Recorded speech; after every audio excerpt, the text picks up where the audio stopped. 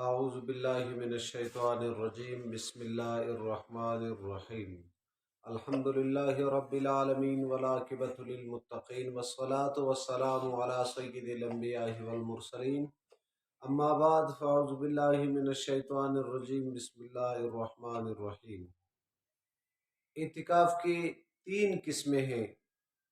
ایک اعتکاف واجب، ایک اعتکاف سنت کفایہ اور مستحب، یہ تین طریقہ ہے۔ اور واجب اعتکاف کس وقت ہوتا ہے، کب ہوتا ہے؟ اس کا یہ طریقہ ہے، کوئی انسان منت مانے کہ منت یہ مانے کہ میں تندرست ہوا یا میرا بچہ تندرست ہوا، یا کوئی اور لفظ میں کہا کہ منت اس کی پوری ہو گئی، تو اس کے بعد اس پر اعتکاف واجب ہے۔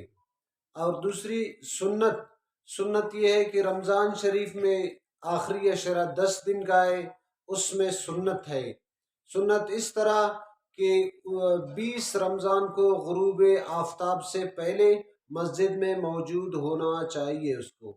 آخر 30 رمضان شریف تک غروب آفتاب سے قبل وہ اس وقت تک بیٹھے تو اس کی اعتکاف پوری ہوگی۔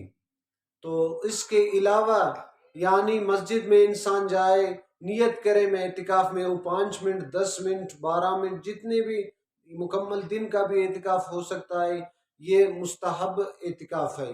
دعائے رب کریم سے ان باتوں پہ ہمیں عمل کرنے کی توفیق عطا فرمائے۔ وآخر